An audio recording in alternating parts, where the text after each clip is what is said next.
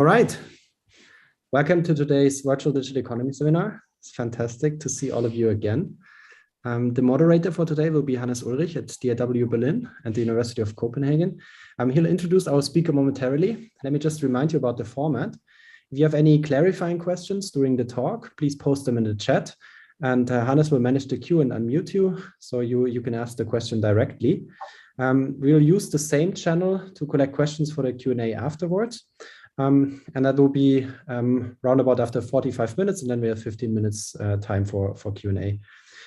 Just a reminder that the session, as always, will be recorded. We'll also stream on YouTube. So if you do ask a question, then you'll appear in the recording and also on the live stream.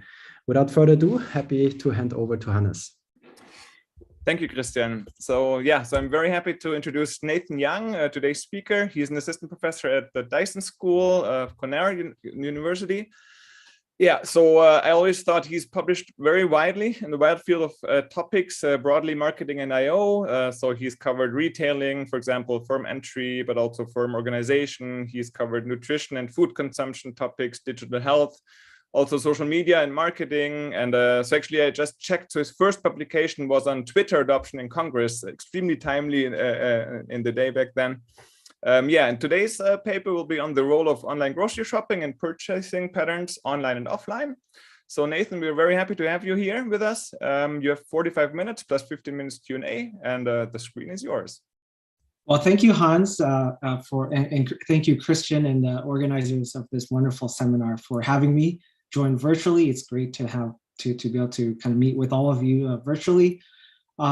This is joint work that I've been working on with what I like to call the Cornell Dream Team. So basically, my co-authors are Sai, who is one of our star PhD students in the Johnson Marketing Program. So watch for him when he's on the job market. And Jura, who's my distinguished colleague, who she just told me, or we just recently learned, she's a Poets and Quant's top undergraduate business professor. So it's really quite amazing to be in such a distinguished company here at Cornell. And so I'm really excited to present this new work. It's very much a work in progress. And for that reason, we really appreciate any comments you guys might have. And so let's just dive into this. Thanks to the pandemic, online grocery shopping is becoming a reality. And many or most households, certainly in the US, have adopted this format of buying groceries. Something that we wouldn't have even thought of 10 years ago is now becoming a common channel to purchase food. And you might think, well, COVID's disappearing or COVID's going away, or people are not, caring as much about COVID now. So, naturally one would think that people are not going to continue using things like Instacart, but that's not true. So a lot of households, are saying that even if the COVID concerns are going away, this is a retail channel that's here to stay, right? And so, when you look at these different retail channels and how, we've gone from browsing the aisles to browsing the app, it's quite noticeable to see that these are very different formats. You can imagine yourself going to a grocery store.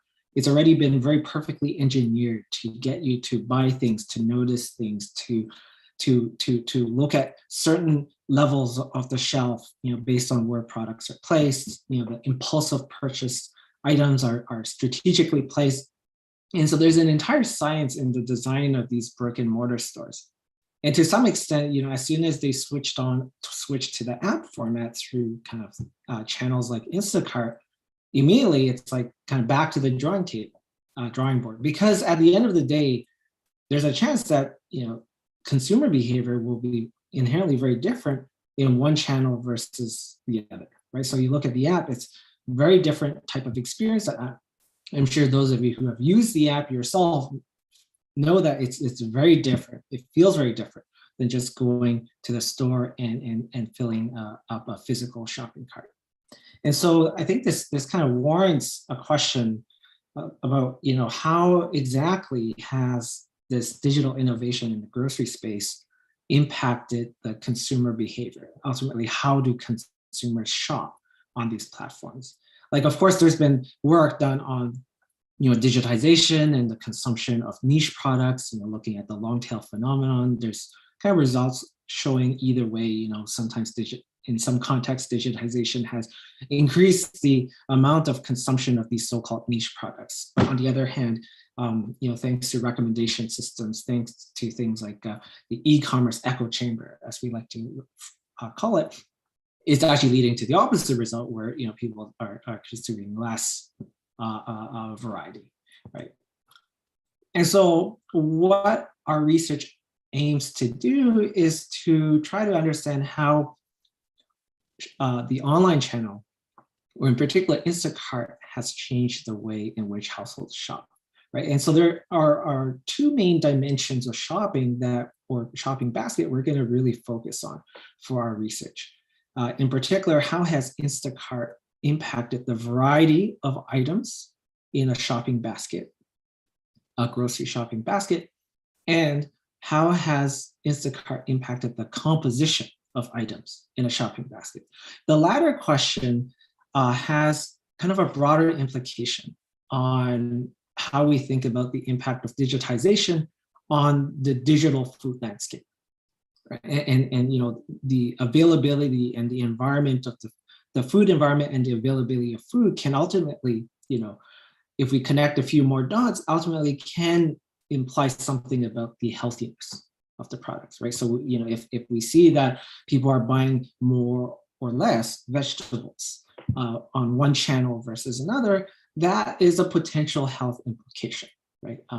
If you kind of go down the path, and if we have a better understanding of what exactly people are consuming, we could eventually come to such conclusions. But at the very least, our research will be able to tell us something about Instacart's impact on the food landscape and the food environment that people are facing. So there are, of course, a few main implications. How consumers shift their varieties, how they change their composition of baskets. That's going to have an impact on bottom line for retailers, right? So it impacts sales and performance, impacts consumer welfare, because there have been some studies done on the consumer surplus that's associated with product variety. So from an antitrust kind of public policy perspective, there could be implication on that as well. The actual, or I guess the realized variety and availability of items through these apps can have an impact through that mechanism. And then finally, again, if you kind of look beyond, if you kind of try to broaden kind of the implications of our work, there could be implications on health and wellness, in terms of the composition of, fresh vegetables, composition of snacks, impulsive snacks purchases, all these things kind of add up to a potential impact on someone's nutrition. It can also have an impact on, these subsidy programs where government gives out money to households to buy nutritious foods. And so government might be interested in understanding how people are redeeming these coupons, whether they're redeeming them online versus offline. And if they're redeeming it online, do they have a greater propensity to buy certain types of food? And, the government can then make a decision about whether this is considered good or bad. Is maybe they would want people to buy more fresh vegetables. And so if that's the case, maybe they need to think about one channel versus the other as a nudge, which one do you want to get people to redeem their subsidies? Nathan, may I interrupt? Yes, yeah. There's a first clarifying question by David Ronay, and I'll ask because there's a mic issue. He was wondering, I think there was 2 slides earlier, and there was one further, one down. Sorry, the other way.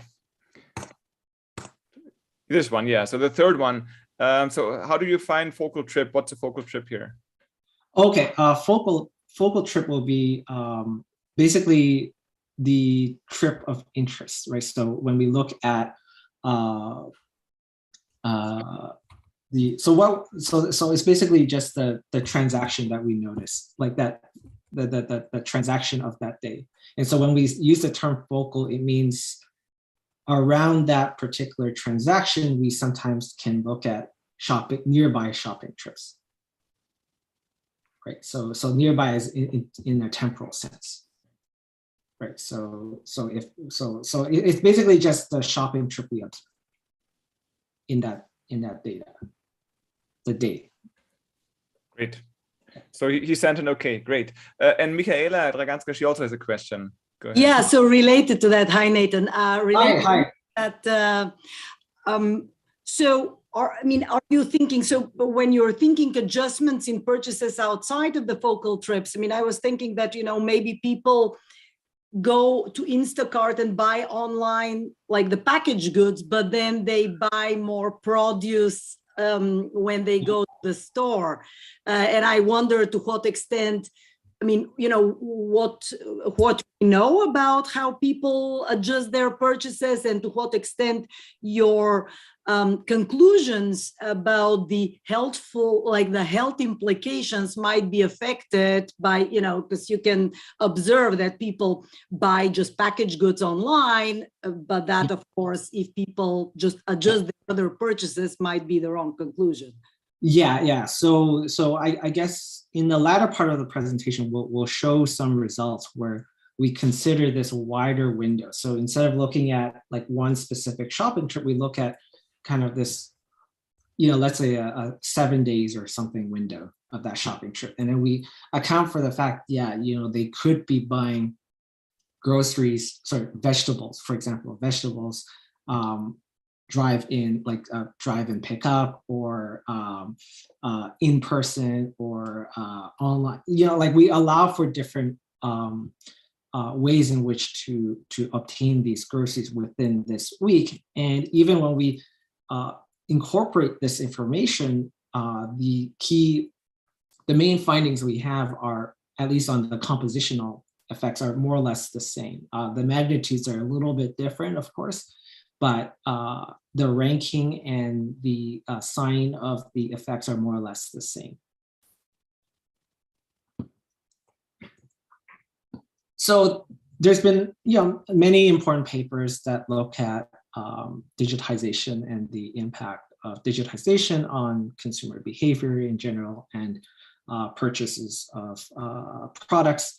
So I'll just give kind of a more of a bird's eye view of how we contribute. And in our paper, we of course list all these papers and discuss. So feel free to just take a look if you want more details. So in general, like the way I think we've tried to depart from this existing literature is to first focus on products that are not digital goods. So if you look at a lot of these papers that study niche consumption, they're mostly focused on digital goods, digital music, digital movies, digital books, that sort of thing.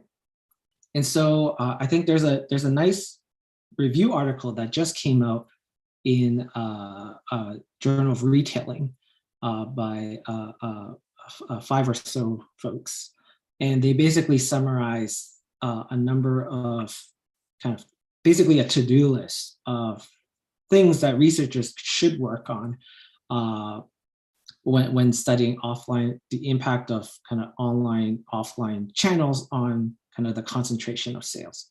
And so essentially they do point out very, very nicely that they basically summarize that much of this literature on niche consumption has been largely focused on digital products. And actually each of these 3 points allude to a point somehow coincidentally overlap very much with kind of these 4 kind of future directions that this review article mentions. So we'll be sure to add a citation of this article, which just came out this month in our paper, because I think it really nicely summarizes our contribution. We also can say something about the extent to which people buy products differently online, offline. So instead of kind of more aggregated effects, we can actually say, this specific product, or even we don't show in the paper, but we could even drill down to this specific brand and how certain brands have benefited or have increased in terms of sales in light of the online channel versus offline channel. So we can certainly say something quite detailed about the composition effects. The mechanism of the impact of online channels on kind of niche consumption, on the distribution, the concentration of sales, has largely remained a bit of a mystery. And we don't promise that we can provide the final story on this, but we at least do some exploratory analysis to show some potential mechanisms behind these effects that we find of the impact of online channels on variety. So we'll try to kind of walk everyone through some of these mechanisms. And ultimately, many of these studies, or in particular, there's maybe a couple studies that have actually looked at online shopping versus online versus offline shopping in the kind of food consumption. But many of these papers, or pretty much all these papers, have mostly focused on kind of empirical settings where they have one corporate collaborator or one grocery collaborator, and they basically just get kind of a loyalty scanner type data from this retailer, and they basically study observationally the consumption purchase patterns offline and online of the loyalty customers. What we can actually show in our context, because we have this data from Numerator, we can get the entire whole market, if you will, of grocery purchases from that household's behavior, right? So we know pretty much every single type of purchase that this household makes. In fact, this company collects data on all sorts of purchases. It's not just groceries, but the data that they gave us is largely focused on the grocery sector. So this is just a snapshot. There's a lot more papers, but this is just a snapshot of some of the papers that we hope to complement as we kind of push this paper forward. So as I mentioned, we have a fairly rich data set from the Numerator company, and we're very gracious. We're very thankful to that company for sharing this data. It's actually proprietary. So it consists of nearly 1 million shopping trips. And it tracks nearly 3,000 households longitudinally across all sorts of retail trips they make, right? So whether it's a trip to the brick and mortar version of Kroger's, or purchasing through Instacart, but via Kroger's, we know how much they spend on each item, how much they buy of each product category. We know the department that these food categories belong in.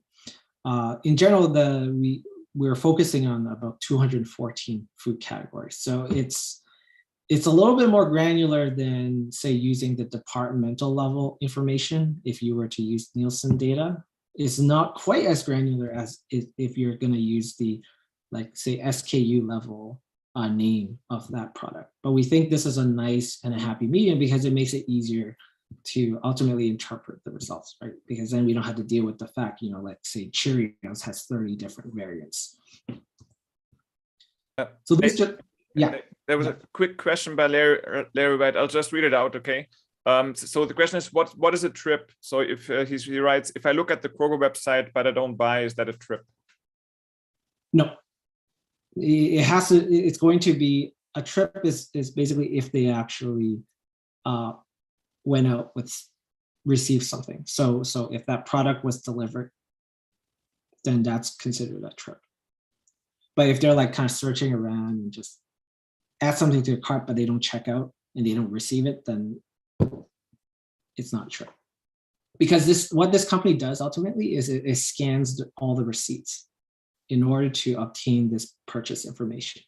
So if you go to a brick and mortar store, you basically scan the physical receipts using the app that they ask the panelists to use.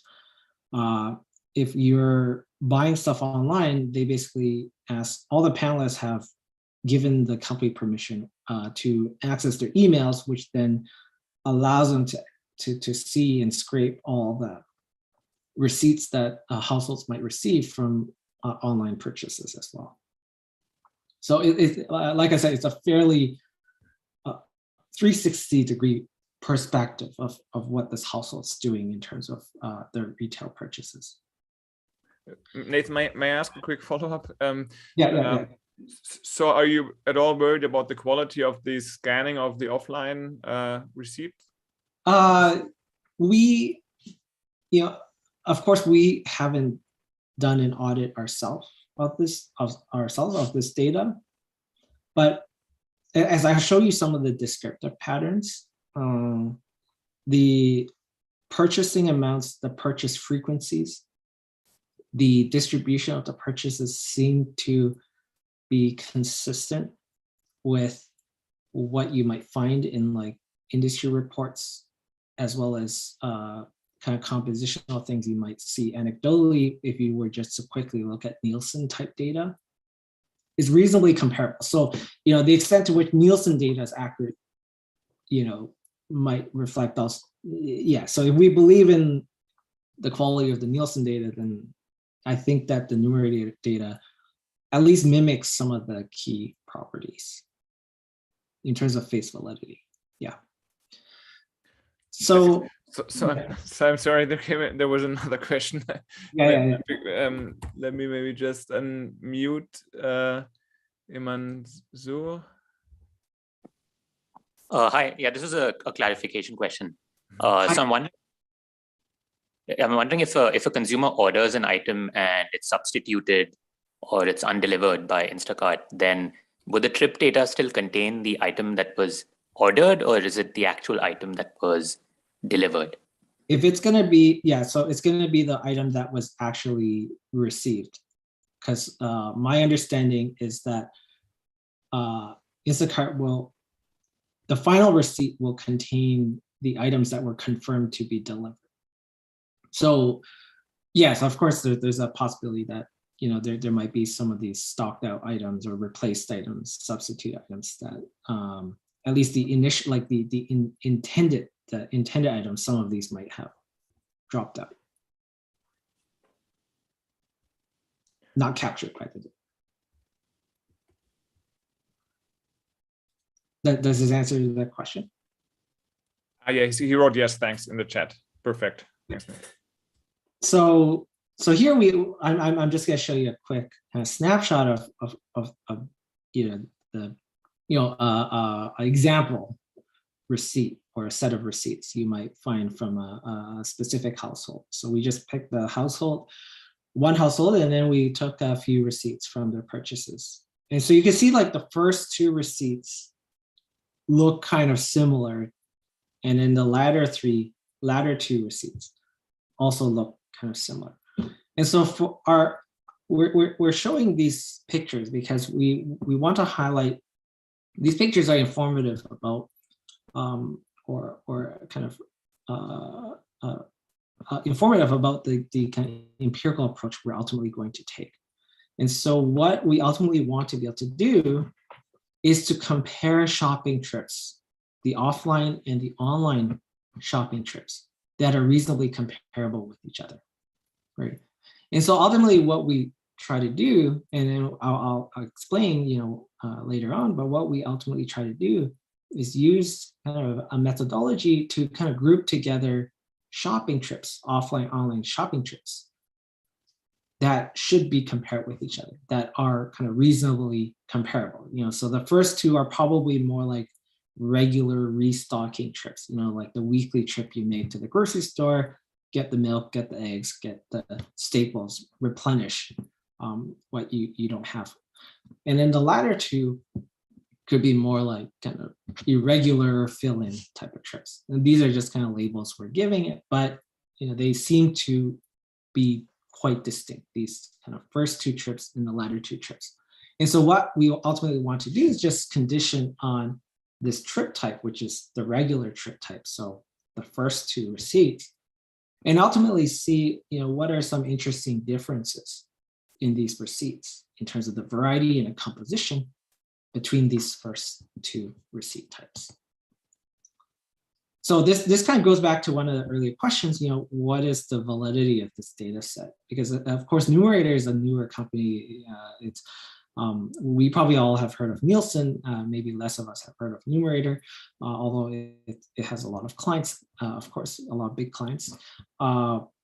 So some of the basic statistics do show that the data has a lot of face validity or reasonable face validity.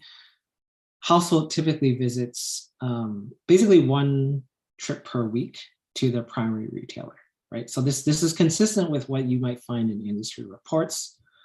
A lot of their spending is concentrated towards the top 3 and the top 2 retailers, right? And so this is also kind of consistent to some of the stats you might find about share of wallet, right? And so this data seems representative of what we think of as to like the priors we might already have. Just looking at a few sample households, you can see that this basically is a pictorial representation of the fact that their shopping patterns are indeed very concentrated towards a few retailers. So for one household, it might be Wegmans. For another household, it might be Aldi. And then for another household, it might be Kroger. And so what we use is we use this kind of large data set of nearly 1 million shopping trips, basically the individual household shopping history, to identify what we call the regular restocking trips, right? And so conditional that we have identified a regular restocking trip, we then look at these trips and compare the offline and online versions. And of course, we're controlling at the same time. Note that we're controlling for retailer fixed effects because this is controlling for that same retailer. So when we compare Wegmans Instacart trip, we're comparing it with Wegmans offline brick and mortar trip around that same time period, right? And so we hope that using this approach, using this way of selecting, identifying these regular restocking trips will give us the closest to what we hope to be an apples to apples comparison. And so to do this kind of characterization, to identify these regular shopping trips, we follow a couple steps. So the first step is to kind of make use of this rich information we have of the basket purchase. So you can actually think about the basket and the item in an analogous fashion as how NLP, natural language processing people in CS think about data, where the food categories are analogous to words, and the purchased baskets are analogous to sentences, right? And so by treating the data as by using this type of structure for the data, we essentially can make use of these new natural language processing models, the skipgram model, train the category to vec model using this very rich information about the history of basket purchases to obtain these kind of category level embeddings, right? And so with these embeddings, we can ultimately get kind of the key kind of summary information that we need to ultimately kind of cluster the trips together so that, trips of a similar type, regular shopping trips are clustered together. Trips that are not then are in different clusters.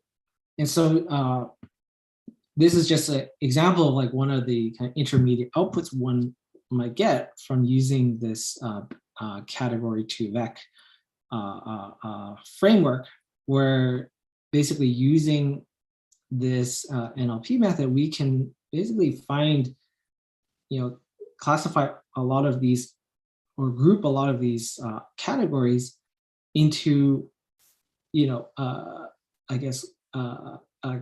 broader groups that are consistent with our intuition, right? So for example, items related to thickener, categories relate to frosting, cookie and gingerbread kit, baking mixes. These are all examples of things that we might use in a baking project, right? And so this classification, this NLP approach can indeed yield kind of groupings and ultimately embeddings that are indeed consistent with our kind of intuition. And so I just want to zoom in on the kind of the first two receipts of that illustrated example I had shown earlier. And so these are trips that ultimately we label as a characteristic regular shopping trip. And you can see that there are certainly overlaps between these two lists, right? So you see that in both cases, as highlighted by the blue color, both cases, these trips involve buying some beef, cheese, frozen vegetables, fruits, pasta, poultry. And by the same time, there are some differences, right? So the pink essentially highlights the differences between the brick and mortar and the comparable characteristic trip. And so it's really looking at these differences in the pink highlighted items, both in terms of the variety and the composition among these kind of pink items, that is really going to inform us about the kind of impact of Instacart on how we're buying stuff in terms of groceries. This is kind of another way of thinking about our approach, where that all the dots within this red circle basically represent a characteristic trip. And so once we've isolated these dots that are considered to be characteristic trip, we can then compare differences in shopping patterns among trips that belong to this lie in this circle, right? So whether it's offline, comparing the offline versus the Instacart trips, right? So the beige and the aqua dots, right? And so comparing those two colors within this red circle is what we view as being the closest to kind of an apples to apples comparison. Of course, when we're kind of grouping these trips together, there's different levels of granularity we can use for the classification. So we could do the classifications at a household level. We could do it at a household retailer level. We could do it at household time level, household retailer time level. We can also do classifications based on the food department dollar totals. And so this is something that had been done in an earlier paper in Journal of Marketing, I believe. It's of course less granular. There's probably about 20 or 30 food category departments. But we include this approach just as a way to kind of get a benchmark as well. And so we basically run all these different classifications, and we'll kind of show in our specification chart. And so we do this clustering using a standard k-means clustering, and then we determine the k with the silhouette coefficient.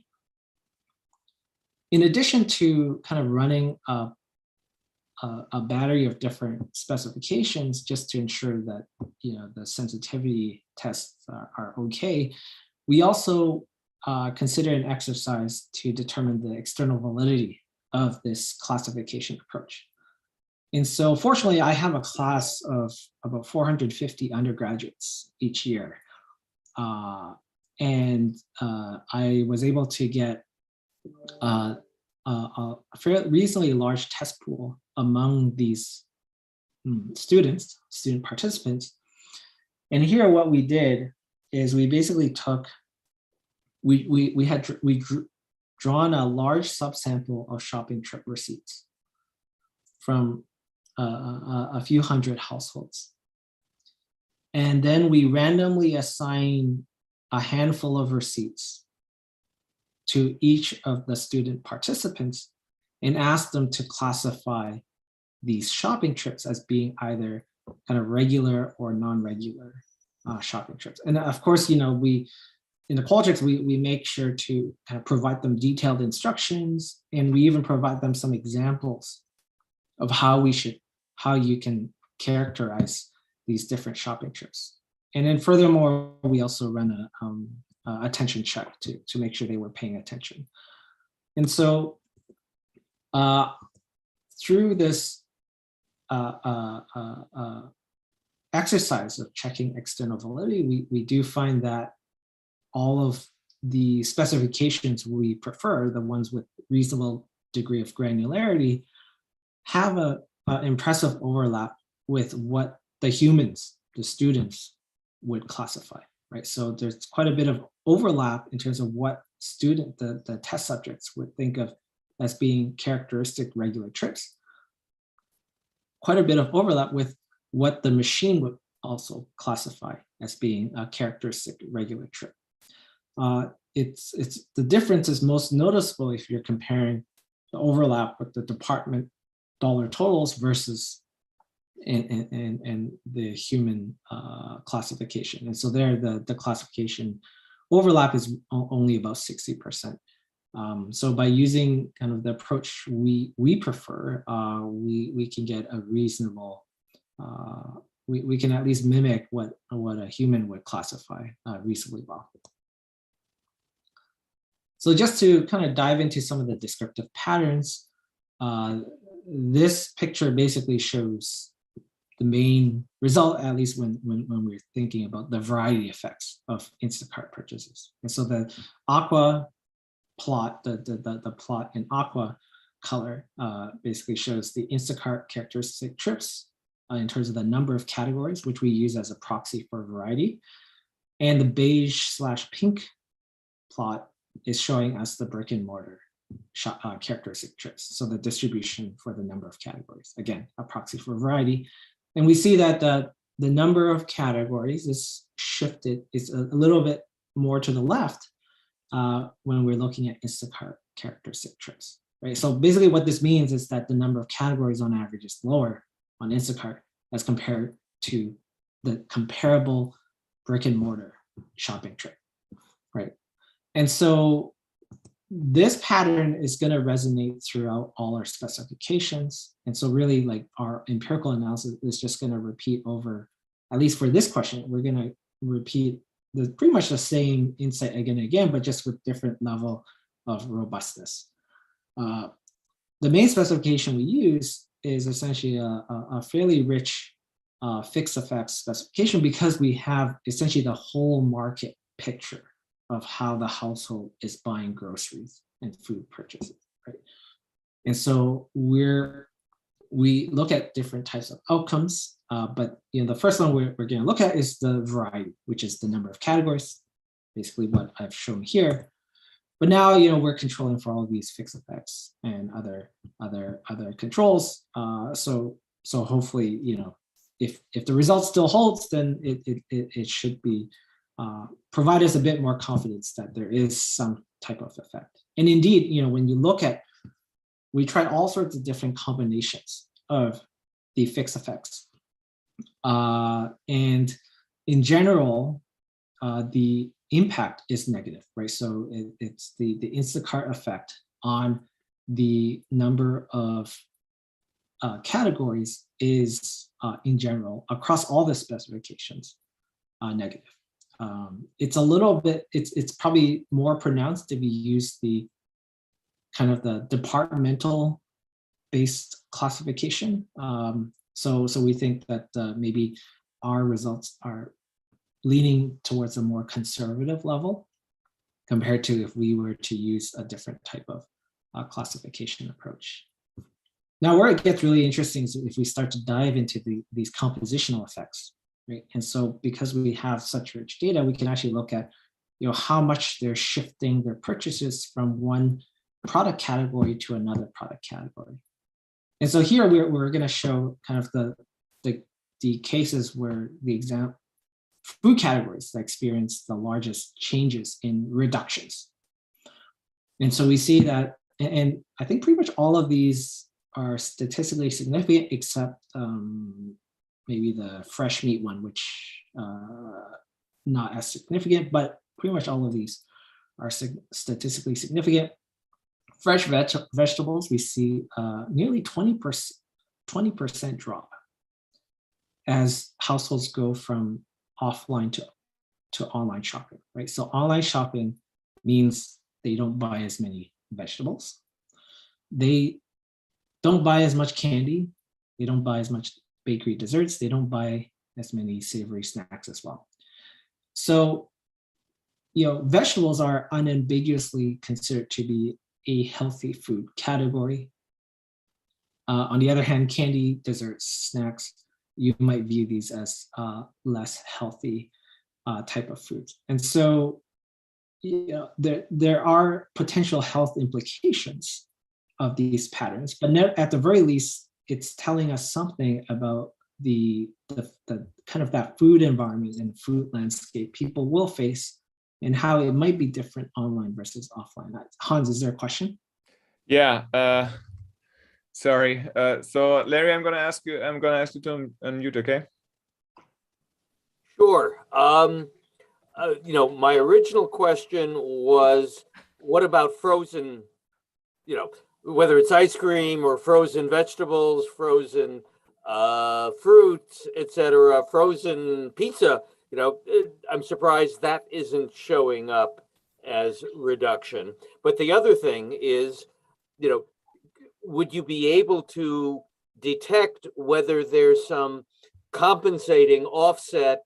Yeah, I order fewer fresh vegetables when I'm ordering online, but in my in-person trips to the supermarket, I buy more veggies. Yeah, that's a wonderful. Maybe I'll answer the latter question. The first one, we probably I think we do see some effects for the frozen vegetables too, but I just can't. I don't recall how strong they are. I think they're a bit weaker, but maybe in the Q&A side or Jura can confirm. I don't have that table in front of me at this moment. The second question is, I think, really interesting, and it kind of ties back to what Michaela was alluding to, right? And so if we want to say something about kind of the net overall health effects, I think there's a few things we need to do. So first of all, what we're showing here, if we want to say something about health implications, they'll be very nuanced at best, because you see they buy some good things, some healthy things they buy more of, but then also some unhealthy things they also buy. Healthy things they buy less of, and then also some unhealthy things they also buy a little bit less of. So in net, it's a little bit hard to say. Of course, we in the paper we do consider some kind of broader health metrics, subjective health measure, as well as one from a recent publication in JMR by Mike and Aditya on some sort of national health index type of measure. And in both cases, in general, it's a bit of it's not as conclusive as these tables are showing. So in general, it's very nuanced. It's not super salient as to like, is it overwhelmingly positive or negative? And the point you bring up is especially important because people are not going to just buy everything for that week in that one trip, perhaps, right? So they could very well just spread it out, buy the packaged stuff online, and then go to the in-person store to buy the fresh stuff where they can actually kind of inspect it and make sure it's fresh. And so we kind of accommodate for this by looking at some specifications where the household, we look at not only the purchases on that during that time, but we also allow for them to buy, for example, fresh vegetables in a shopping trip within some sort of 7-day interval. And so kind of making use of this additional information, we get more or less the same qualitative patterns as what I'm showing you here in terms of the compositional effects and also the variety effects. And so it doesn't prove that the substitution effects are not important, but at least for these specific compositional effects that we're showing, especially the impact on fresh vegetables, it seems to be robust to how we define this interval for the shopping trip, and also robust to the extent to which households can substitute across different trips, both online and offline. Okay, thank you. Thank you. So as I mentioned, it might be a bit overzealous of us to say that there's kind of health implications per se directly from these patterns, but it certainly suggests, at the very least, that the digital platforms, the digital channels, are going to have an impact on the food environment individuals face. And so this is akin to the motivation people use, say, when they're studying food deserts, right? So when they're studying food deserts, we don't know for sure if these food deserts are having a direct health impact on individuals. Of course, there are kind of important papers recently that look at that, but at the very least, or in any event, there's still many kind of, it's a big area of research, especially among food epidemiologists, to study, where are these food deserts appearing, right? And so because it's ultimately trying to better understand the landscape and how something is impacting that landscape. And so in some sense, this is kind of the digitized version of that, by saying, okay, the arrival of Instacart, how has that impacted the food landscape? Because to some extent, the app design and also the recommendation systems and the digitization is going to do something. It's a different environment that's going to do something to change the consideration set of individuals as they're kind of buying their groceries. So this kind of alludes to the earlier question about substitution, or kind of the substitution patterns across different trips. Do you buy fresh stuff only when you're at brick and mortar, and then the packaged stuff when you're buying online? And so, when we account for these type of potential substitution patterns, we still find more or less the same qualitative results. And even the signs of the coefficients are more or less very similar to what we had found earlier, even if we account for these type of substitution patterns. It's not in the paper, but you can actually drill down further and look at the impact that specific, Instacart has had on specific brands.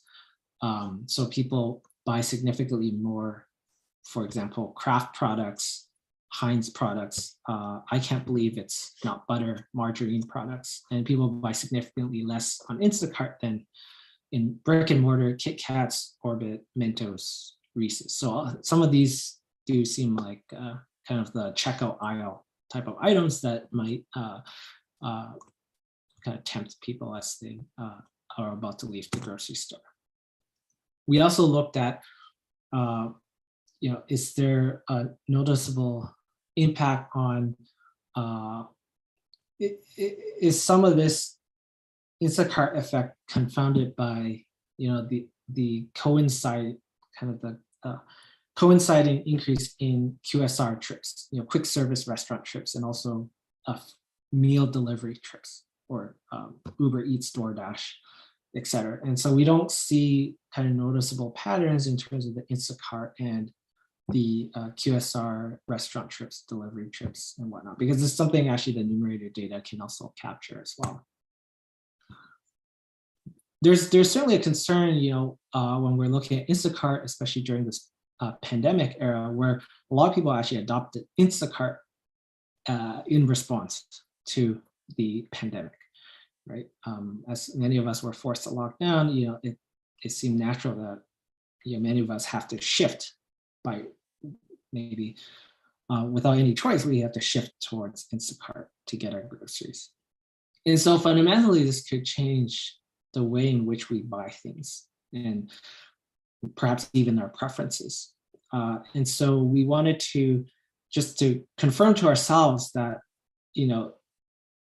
there's nothing peculiar about households that adopted Instacart after the COVID era or during the COVID era. And so what we did is, and all that much credit to my super smart co-authors for coming up with this clever placebo test. And so what we did is we basically look at the households who after COVID lockdown, adopted the Instacart. And then at the same time, we also look for comparable households who did not ever use Instacart after the lockdown.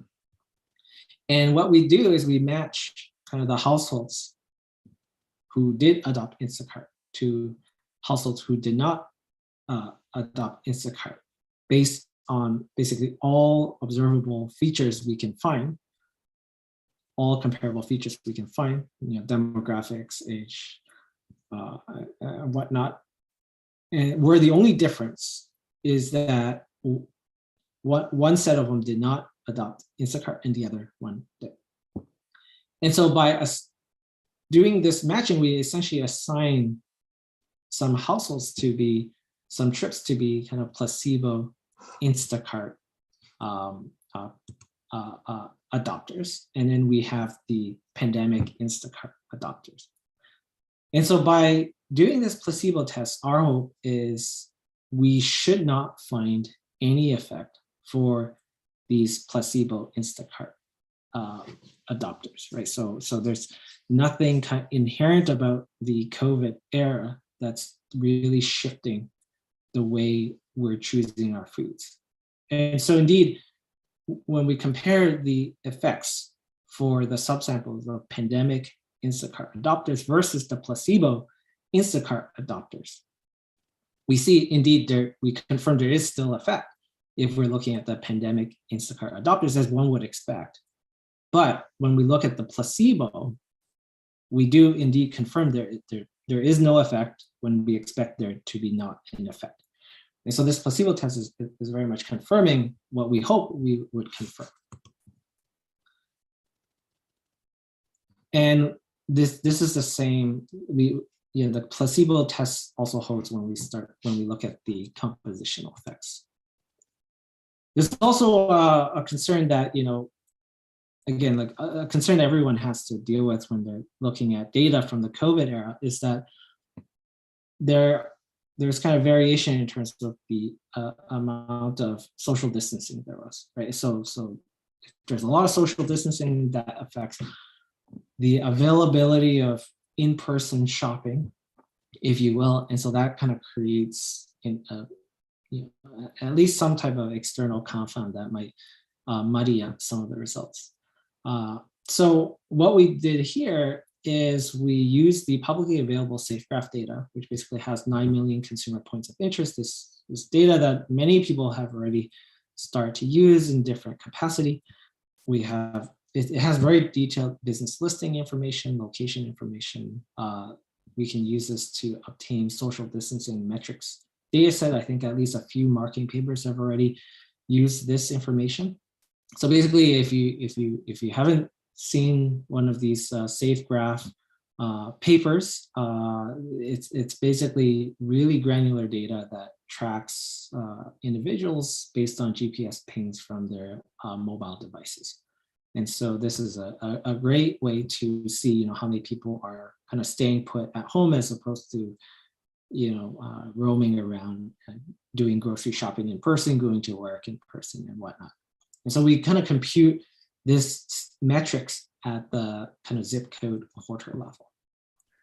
Nathan, if you could try to wrap up in 2-3 minutes, then we can have a quick Q&A. So this is basically a plot showing, red means there was more social distancing. So punchline is, when we focus on the subset of data with normal mobility, we still find the effects that we have found. So let me just end by talking about the potential mechanism. And so I'll highlight the one main mechanism we think could be driving at least the effects on variety.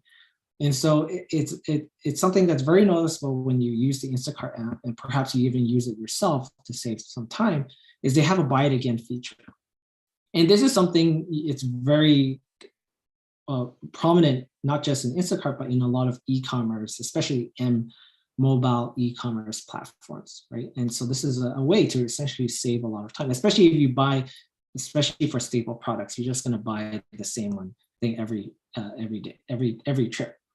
And so we basically what we do to explore the possibility that this mechanism could be one mechanism is we look at the similarity of shopping trip baskets among trips that are online, and then we also do the same exercise to compare the kind of the distances for trips that are offline, right? So we can see ultimately how similar are the purchases online versus purchases offline. And so this graph basically shows the teal is for Instacart purchases. Online purchases, we can see that there is less pairwise distance for purchases online, which basically indicates people tend to be buying more or less of this, more of the same stuff when they're buying online versus they're buying offline. And so this hints at the like very potential kind of inertial patterns in terms of the shopping. And I think it's a very interesting implication of this is that this might highlight or underscore the extra importance of online search ads on these search rankings on these Instacart platforms, right? Because if you can just get someone to buy something the first time they use the app, thanks to the buy it again feature, you basically almost lock in that customer for that particular product for a longer term. So Instacart could actually benefit a lot from leveraging this by making kind of incentivizing these CPG products or these retailers to make use of these search ranking paid ads. And so just want to summarize, this research uncovers two main effects of Instacart on the way in which households shop for groceries. The first is on the dimension of variety, where online shopping through Instacart leads to lower variety. And the second main effect is kind of talking about the implications on food landscape, food environment, is that people tend to buy fewer fresh vegetables online, but at the same time, they also buy fewer impulsive purchases like snacks and desserts. And so, you know, in a broader health implication sense, it's a little bit more nuanced. So we think that merits further work and further investigation. So I want to thank everyone for your attention. I want to thank the Hans and the seminar organizers for putting together such a nice seminar series. And it's been an honor to be able to speak to the whole world, I guess, about this project. And a shout out to my co-authors. This is arguably one of the most enjoyable projects I've been on. So it's really fun to share the findings. Thank you, guys. Thanks a lot, Nathan. This was really super fascinating. There were lots of people clapping virtually. So we're almost out of time. There's, I think your co-authors, Sai and Jura, they answered almost all of them. So Luis Cabral, he just put one additional one in the chat. I would say we can keep discussing a little bit, but I want to, before people leave, I want to make the quick announcement that we will meet again here in 2 weeks, and our next speaker will be Maggie Chen at George Washington University. She will also talk about e-commerce, so it'll be a bit in the similar vein, I think. And so we have 2 minutes. So everybody, you know, do as you wish. Yeah, let's keep the discussion going a little bit. So I'm just checking. So I think so maybe Luis, would you let me unmute you? And the next one is Mike Ward. Yeah. Can I ask a question? Yes. So in fact, I had a new version of the question that I just posted, and your literature on versus offline put a lot of stress on the variety of products. This kind of reflects a little bit my ignorance of Instacart. Am I right? The total sort of number of products available on Instacart is a stat with respect to the physical supermarkets that I would visit. And if that's the case, could this be a way of testing a Anderson long tail resale online? You would have buyers have more specialized purchases. If I understand correctly, what you said, Nathan, the opposite is true. In other words, that baskets are actually more similar for online and offline, which would contradict the Anderson long tail type of result. Yeah. So I think that so I I could only get about 50% of the question because there was a little bit of an echo. So I'm just kind of referring to what you wrote as well, just to double check. So Lucy, you might want to check the headphone. There was an echo in the. So I think. I'm listening. Is it better now? Yes. So basically, it's opposite to what the Anderson result is showing, right? So what we show is that there's less variety. Of course, I forgot how exactly the other papers operationalize variety, because there's different ways of calculating variety. We use number of categories, which is something others have used, especially in terms of looking at food and health type of marketing papers. But then there's also, you can look at HHIs, concentration indices. You can look at measures of the kind of tail distributions and things. So our results are certainly different. I guess it's the opposite direction. But again, I don't want to directly compare, because we might be using a different operationalization of variety. And if you talk to recommendation system people, they'll use the term diversity, and that means a completely different thing as well. And so I think that so we would certainly say like there's less variety, but under our definition of variety.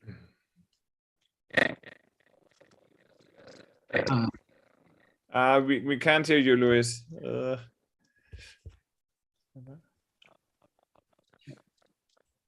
Sorry about that. So maybe you can type in the chat and we take the. So where are you? So we let Mike Ward ask, because I think it's might be related also. So my point is that there might be some differentiation amongst the online retailers, and so there might be a selection of a certain type of customer into Instacart, where others might want to go to a different type of retailer, and that might cloud your results. And actually, I'm kind of a different project for you with these data. Is I'm interested in see how much exploration is going on with consumers across these different platforms. I know that we explored when we first moved here, but I've gone to the same grocery store for 20 years now. Yeah, so I think the first question you have is a great point. We don't have it in the paper, but we did look at the demographics of individuals who adopt Instacart versus those who did not. And Sai and Jura can correct me if I'm wrong, but my understanding and my recollection of this table is that there's very little observable differences across these households. Of course, I think what you're alluding to might be kind of selection on observables. That I think we need a little bit more work to kind of tease out. We are thinking about the possibility of using pandemic-induced, almost like a diff and diff type of framework, using COVID exposure perhaps to almost like as an exclusion restriction for the adoption of Instacart. Like it will be analogous to, there's a nice paper by Levine and Seiler looking at the impact of consumer inertia in light of hurricanes. And so, in some sense, COVID is also kind of this natural disaster, which is presumably exogenous, or at least has some element of exogeneity that could drive people's kind of Instacart decisions in a way that might be orthogonal to kind of inherent intrinsic preferences that they already have. But again, like that's more kind of a long-term to-do list for us, but that's a really interesting point. Great. So Mike, is that fine? All right. So Larry White had a follow-up to Luis's question, actually. Maybe we can pick up on that. There is likely to be a difference between the online ordering pattern if you're thinking of Amazon as the online entity versus the pattern if you're thinking Instacart is the online. My guess would be, especially if you have Prime, you're ready to just order the odd item as the whim strikes you through Amazon, and you're more likely to be focusing, concentrating, thinking of the Instacart as closer to the substitute for the supermarket visit. So there may be that distinction that could be important as well. Yeah. So, we focus on a fairly specific setting, which is the Instacart setting. Our data is actually quite rich. We could, even among grocery providers, there's different kind of shipping services. Target has Shipped, or is it Walmart? I forgot. And so there's different platforms, different ways to get the stuff. And so I think it's going to be a fruitful avenue to look at different platforms, especially if different platforms have different designs for the recommendations, for the different nudges they have. And so that's something it could be of interest. So like one thing that kind of on a related point is, and something I think people have brought up in earlier presentations is, an interesting, almost like a natural experiment one could try to look at is, these apps might change over time in terms of design, right? And so you can actually look at maybe different implementation decisions that Instacart has made and how that impacts the kind of the extent to which people search for a variety of items. We did do some, and I think I do have some slides at the very end that show,